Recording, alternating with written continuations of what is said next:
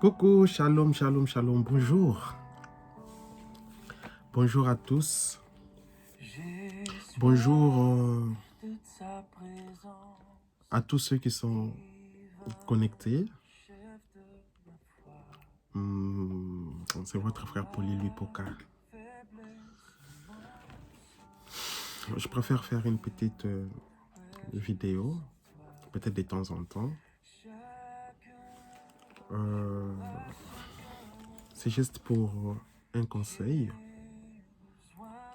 Et ça peut être moi, ça peut être quelqu'un d'autre. Je prendrai aussi des gens au fur et à mesure pour essayer un peu d'avoir 10, 15, 20 minutes un peu avec vous. Pour certains petits conseils, ça peut aider une personne de près ou de loin.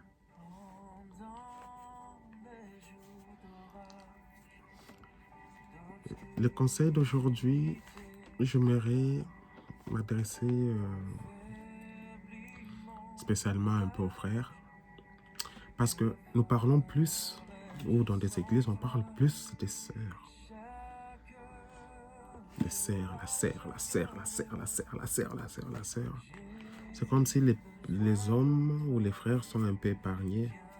Mais non, en fait, ils ne sont pas épargnés. Il y a une certaine responsabilité.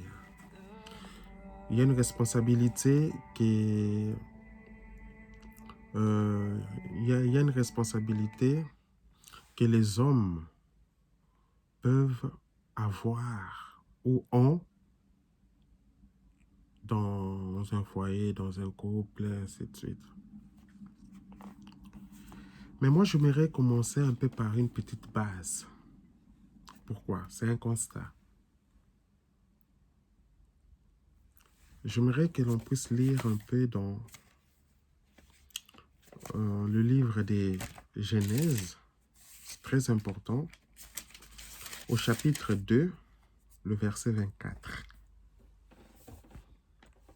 C'est pourquoi l'homme quittera son père et sa mère, et s'attachera à sa femme, et ils deviendront une seule chair. On lit souvent ça, hein? Mais j'aimerais un peu décortiquer un peu ce qu'il y a à l'intérieur selon ce que je vois. Écoute, je parle à mon frère qui me suit de partout. Nous avons constaté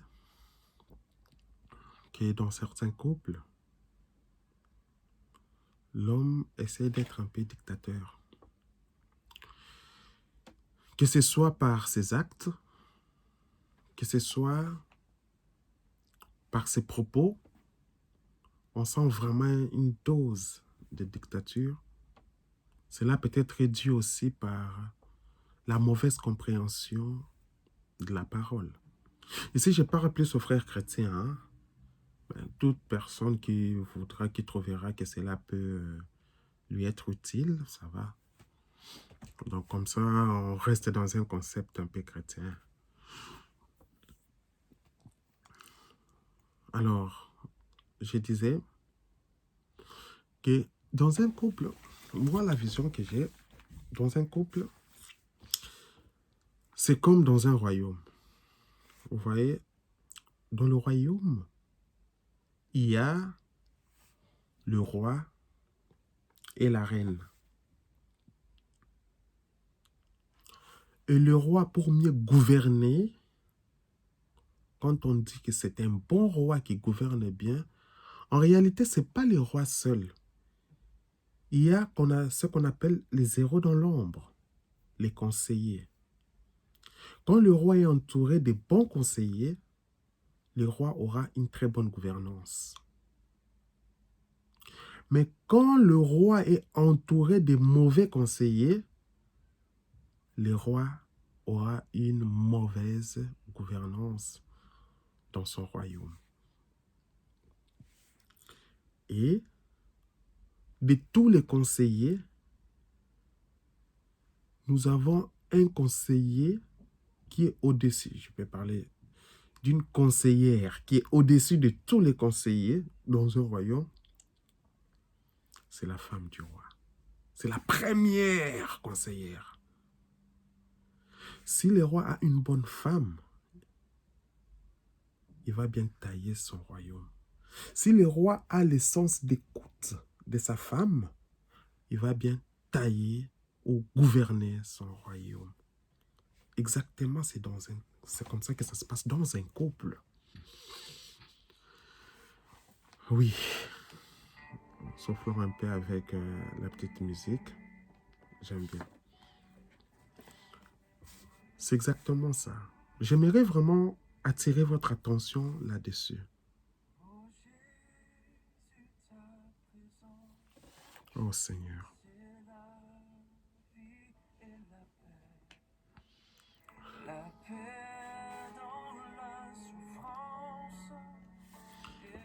Donc, comme je le disais tout de suite, comment toi tu peux te dire que tu es dans un royaume, que tu as une femme, que tu as une fiancée, que tu as quelqu'un, et puis tu ne veux pas écouter les conseils de cette personne? Non, mon frère. Non, mon frère. Non, mon frère, c'est pas bien. Écoute, ne cherche pas. Là, je parle à mes frères. Hein. Je laisse les sœurs de côté. Je parle à mes frères. Ne pense pas que si tu écoutes les conseils, la proposition de ta femme, et surtout quand c'est une proposition juste, ne pense pas que ça te diminue. Non, non, non, non, non. Enlevons cette mentalité. Et surtout, dans le monde africain, enlevons ce concept-là, que la femme est un paillasson, la femme n'a pas le droit de... Non, on est équilibré. Une bonne femme, elle sait sa place. Tu sais quelque chose, la Bible donne trop des éloges à la femme. Hein? Je ne sais pas si vous avez déjà remarqué ça. La Bible dit, celui qui trouve une bonne femme trouve le bonheur. La Bible dit que la femme, c'est une couronne. Une bonne femme, c'est une couronne sur la tête de son mari. Mais ce sont des profondeurs. On va y arriver. Je ne serai pas trop long. Je prends dans Genèse 2. Je prends dans Genèse 2, 24. C'est pourquoi l'homme quittera son père et sa mère et s'attachera à sa femme. C'est pourquoi l'homme quittera son père et sa mère. Écoutez, toi mon frère, s'il y a les personnes les plus importantes dans notre vie, c'est d'abord mon père, c'est ma mère. Dans ma famille, c'est par mon père, c'est par ma mère que je suis en vie. S'il y a les personnes pour lesquelles je dois être vraiment attaché, c'est d'abord mon père, c'est d'abord ma mère. Nous sommes des chrétiens et surtout, le message du temps de la fin, le frère Branham est en train de parler dans une prédication « Être conduit ». Et il dit que quand l'enfant naît, c'est le parent, soit la mère, qui est en train de guider ses premiers pas. Je vais juste vous montrer l'importance d'un parent. Ou la raison pour laquelle on doit être attaché à mon père et à ma mère, donc à un parent. Nous avons des cousins dans la famille, nous avons des oncles, nous avons des tantes, nous avons des cécés. Ils viennent après. D'abord, ce qui est important, c'est mon père et ma mère. Vous voyez un peu ces degrés-là. Maintenant, allons dans la Bible. La Bible dit, c'est pourquoi l'homme quittera son père et sa mère. C'est pas facile, hein? C'est tout un mystère qui est caché là-bas. arriver à quitter son père, arriver à quitter sa mère. Quand on dit arriver à quitter, c'est pas seulement je sors, je ne suis plus dans la maison, je loue chez moi, j'ai un appartement, j'ai un studio. Non, c'est pas ça. C'est-à-dire dans certaines relations, dans certaines décisions, dans certaines choses, j'arrive à rompre les liens avec mon père et ma mère pour m'attacher à ma femme. Quand je prends un engagement envers une personne, quand je prends un engagement envers une femme, et qu'on évolue sur ces chemins-là, donc je dois arriver à me séparer. Ce n'est pas moi qui l'ai dit, c'est la Bible. Je dois arriver à quitter mon père, à quitter ma mère. Il faut être équilibré. À ce moment, mes parents, ils peuvent être déconseillés, ils peuvent me dire, mais tout ce qu'ils me diront, je dois aussi voir par rapport à ma femme. Parce que j'ai quitté mon père, j'ai quitté ma mère, et je dois m'attacher à ma femme. Il ne faut pas chercher à blesser ma femme. Comment est-ce que tu dis que j'ai une femme à la maison, pour ceux qui sont déjà mariés, pour ceux qui ont leur femme à la maison, et tu te laisses toujours être conduit par ton père et ta... Mais tu n'as pas quitté, tu n'as pas encore quitté. Physiquement, comme ça, tu as quitté. Mais les liens de décision, ainsi de suite, tu n'as pas encore quitté. Tu es un rétrograde. Excusez-moi les termes, mais tu es un rétrograde, mon frère. Ce n'est pas moi, c'est la parole de Dieu. Surtout quand le papa te dit quelque chose, ça peut être bien, mais toi, ramène la chose là dans le présent. Et le présent, c'est quoi? C'est ta femme. Parce que tu étais seul avant. Maintenant, tu n'es plus seul. Tu as ta femme. Et pour ceux qui vont entrer dans la vie des couples, pour ceux qui ont des fiancés, c'est exactement la même chose. C'est exactement la même chose. L'essence d'écoute. Tu sais, pour t'engager à une femme, ça demande beaucoup de maturité. Ça demande de maturité et de sacrifice. Parce que tu acceptes de perdre certaines choses au profit de l'autre.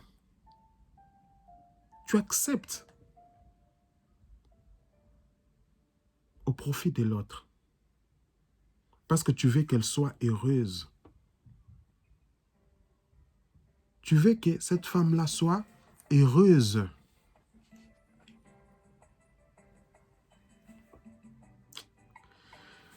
Ah, l'homme quittera son père et sa mère et s'attachera à sa femme. Si déjà la Bible parle, parce que la Bible n'a pas besoin de citer tout le membre de la famille, les cousins, non.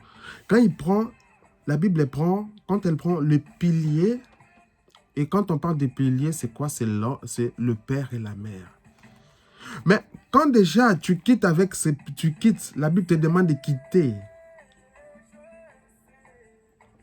La Bible te demande de quitter. Oh Seigneur. Nous devons savoir que mon Rédempteur est vivant. J'aime bien la musique. Et la véritable musique. Donc, quand tu quittes ton père et ta mère et que tu t'attaches à ta femme, tu dois savoir faire l'équilibre. À combien pour forte raison maintenant les tantes, mes tantes, mes oncles, mes cécés? À combien plus forte raison? Tu es là, tu dis à ta femme, écoute, je suis là, mais je suis encore attaché à ma famille. Non, une femme doit se sentir en sécurité. Hein, mon frère? Une femme doit se sentir en sécurité. Et les parents là, qui te donnent la fille,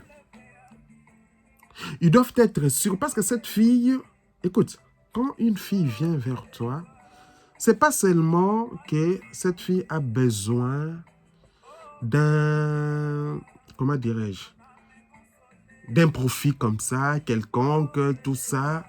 Nous savons qu'il y a des filles qui sont matérialistes, qui sont ceci, nous savons. Mais il y a de ces filles, quand elle vient, elle a de l'argent, elle est d'une bonne famille, mais quand elle accepte, ne pense pas que cette fille n'est pas intelligente, ne pense pas que cette fille souffre chez elle, c'est pourquoi elle vient chez toi, comme si tu es l'oasis, comme si tu es ceci. Non.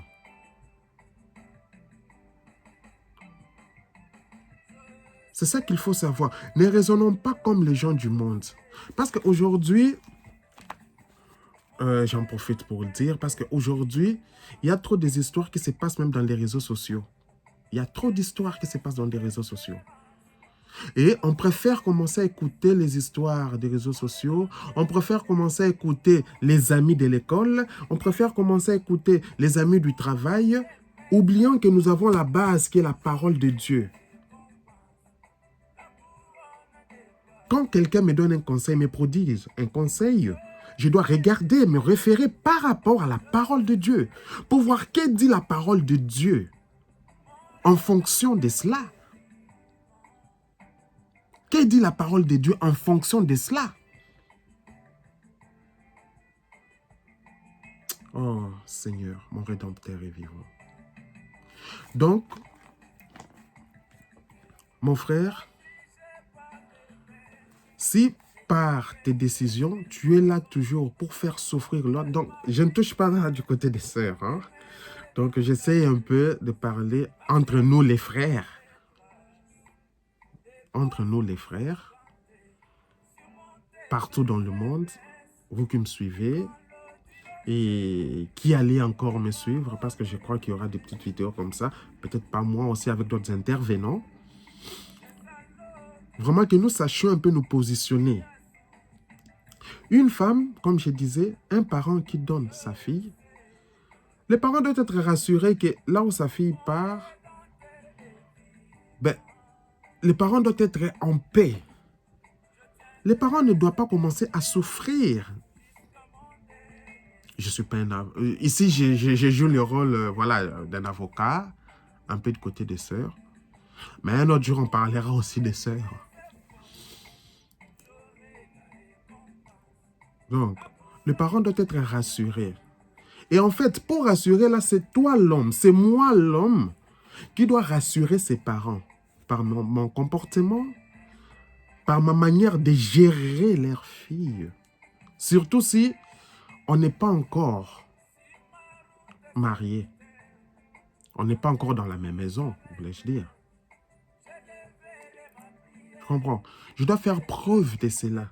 Mais quand tu es un homme, chaque fois, tu es avec ta femme, tu dois regarder, tu raisonnes, tu dis, non, on ne te demande pas, mon frère, on ne me demande pas de renier ma famille. Non, ne nous comprenons pas mal.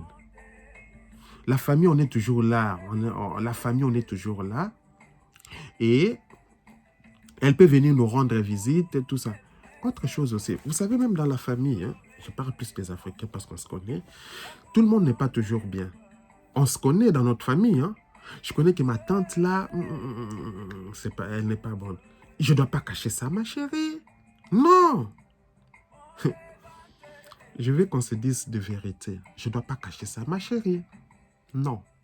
Mon frère qui m'écoute, ne fais pas ça. Tu dois dire à ta chérie, attention, tu vois ma tante là, elle n'est pas bien. Tu vois par exemple ma mère, à tel point comme ça, je préfère que tu fasses attention. S'il y a tel souci, laisse-moi gérer ça. C'est comme ça. Tu dois, en fait, l'homme doit protéger sa femme. Mais il ne faut pas chercher à exposer sa femme.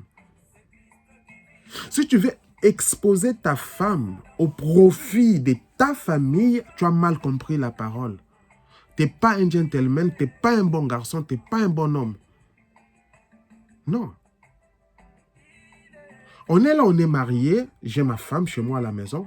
Je sais très bien que ma tante là, elle est problématique. Elle me dit, non, écoute, je vais venir passer une semaine chez toi à la maison. Or, tu sais que passer ne fût-ce qu'une journée avec cette tante, toi, tu le sais. Passer seulement une seule journée avec cette tante, ça sera des problèmes après. Soit elle va créer des problèmes à ta femme. Donc, ça sera... Mais tu sais déjà. Mais tu veux faire semblant. Non, mon frère, non. N'agis pas comme ça, je ne suis pas d'accord. N'agis pas comme ça. Et les parents, chers parents, nos parents, nous les hommes, vous êtes censés nous laisser libres, nous guider, nous conseiller de la bonne manière. Il ne faut pas qu'un parent soit là pour générer les conflits entre son fils et sa femme ou son fils et sa fiancée. Non, c'est pas bien. Si peut-être toi, parent, tu reconnais que dans ton couple, ça arrive, hein? Je parle de réalité. Tu connais que dans ton couple, moi, j'ai failli à ma mission. Peut-être par rapport à ma femme, vraiment, j'ai failli. Mais un bon parent ne voudra pas voir son fils souffrir. Le frère Branham dit cela dans Être conduit. Que les parents ont de l'expérience. Il sait que je suis passé par là. Il va dire, mon fils, tu vois le chemin par lequel je suis passé. Tu es à la maison, tu vois comment on est. Là, c'est entre papa et son fils, hein. Tu vois comment est-ce qu'on est avec votre maman. Je l'ai déjà épousée. Voilà, je ne peux rien faire par rapport à ça. On prie. Mais toi, je ne mérite pas que ça se fasse comme ça. Si aujourd'hui, tu as vu on est dans telle tension avec votre maman, c'est parce que, voilà, parce que ton fils a déjà grandi. Tu lui dis non, toi avec ta femme, fais comme ça. Tu dois savoir écouter ta femme, la proposition de ta femme. Tu dois savoir faire ceci. En fait, le papa est comme un coaching.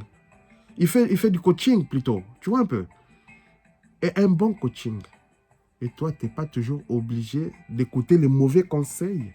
Parce qu'il y a de ces parents-là qui, voilà, ils ne donnent pas de bons conseils. On doit se les dire. Donc, c'est un peu ça que je voulais partager avec vous. Je sais que ça peut aider quelqu'un quelque part. Ça peut aider quelqu'un quelque part.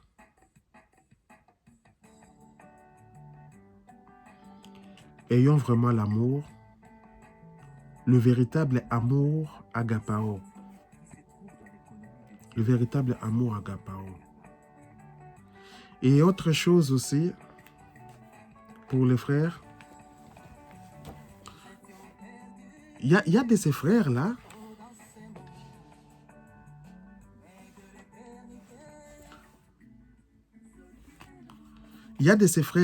qui, ils sont là. Aïe, aïe, aïe, aïe, aïe, aïe, aïe, aïe. Tu fais des histoires sciemment, exprès. Peut-être tu cherches, tu fais des trucs comme ça, tu attends que, surtout pour ceux qui ne sont pas encore mariés, des fiancés, tu fais des trucs exprès pour que la femme ou la fiancée dise que non, voilà, je ne peux pas, je ne vais plus continuer, ainsi de suite. Et pourtant, c'est toi qui montes ces coups-là. Mais c'est pas bien, ça c'est de la ruse. C'est de la ruse, ce n'est pas bien.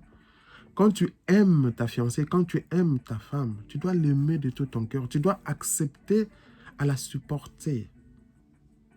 Tu dois être un bon gentleman. Un véritable gentleman. Je dis bien un véritable gentleman. Mais tu es un homme, peut-être tu travailles. Tout homme aimerait garder sa femme dans la fleur de sa jeunesse. Garder sa femme en forme. Si tu as un très bon travail et que ça te donne vraiment beaucoup d'argent, mais tu dis, chérie, je préfère que tu restes là. Dis-moi tout ce que toi tu veux, je vais te donner. Prends cet argent, ça sera pour ton compte. S'il te plaît, quand tu vas au travail, c'est pour ton intérêt. Quand tu vas au travail, tu rentres, chérie, tu t'affaiblis. Il y a des fois, des femmes sortent le matin, elles vont travailler, rentrent le soir, fatiguées, elles doivent préparer, elles doivent faire ceci. Des fois, ça donne de la pitié. Hein? Et en dehors de cela, elle doit préparer, elle doit s'occuper des enfants, elle doit faire ceci, tu vois un peu. Parce que la plupart des devoirs des enfants, généralement, ce sont les femmes qui sont plus actives à cela. Tu vois. Mais si toi, tu t'en fous, tu dis que ma femme, obligée, tu dois travailler, obligée, tu dois aller, obligée.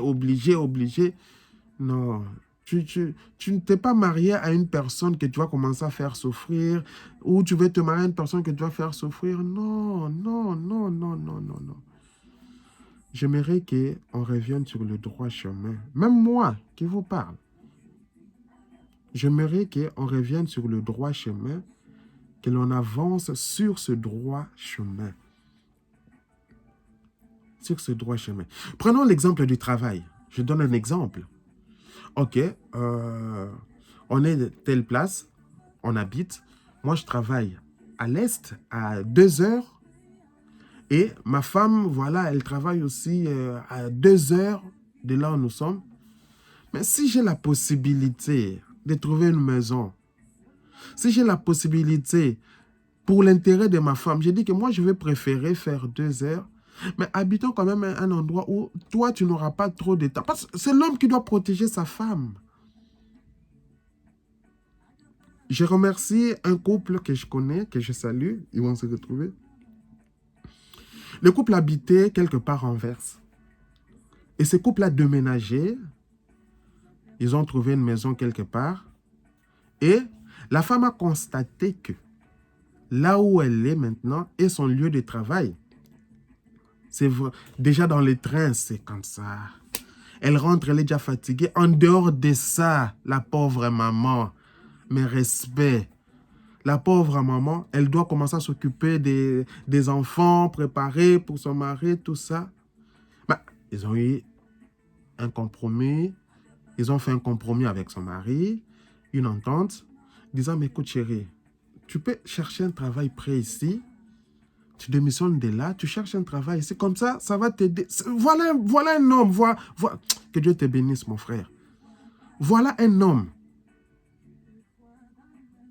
Tu comprends? Et comme ça, l'homme a pitié de sa femme.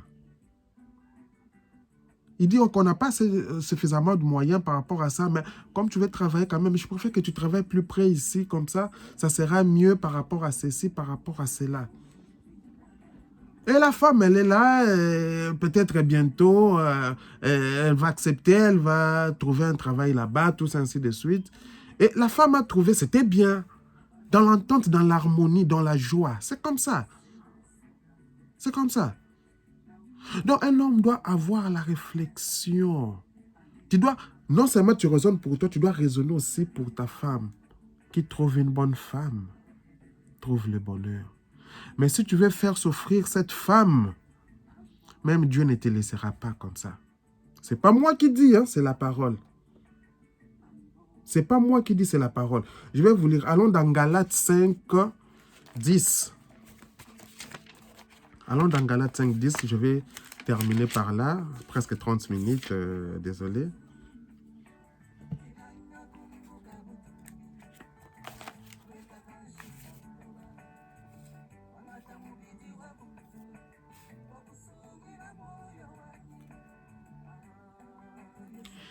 Galates 5, 10. Écoute ma soeur, écoute mon frère. J'ai cette confiance en vous dans le Seigneur, que vous ne penserez pas autrement, mais celui qui vous trouble, quel qu'il le soit, en portera la peine. Toi qui veux toujours troubler les gens là, toi qui veux toujours troubler les autres, sache que tu en porteras la peine. C'est pas moi, c'est la parole de Dieu. C'est pas moi, c'est la parole de Dieu. Je sais que si tu es un bon frère, tu comprends, tu ne vas pas chercher à troubler la fille d'autrui. Tu ne vas pas chercher à troubler la fille d'autrui qui est ta femme. Tu vas chercher qu'elle puisse être toujours dans la joie. Ça va? En tout cas, que Dieu vous bénisse. Shalom, shalom, shalom. Et je crois que ceux qui ont des oreilles ont entendu. Et nous continuerons petit à petit par rapport à ça. Référez-vous vraiment à la parole de Dieu. Laissez la distraction de ce monde. Ça va? Référons-nous à la parole de Dieu et nous irons de l'avant. Nous allons continuer prochainement avec d'autres sujets et pourquoi pas le même sujet aussi. Que Dieu vous bénisse.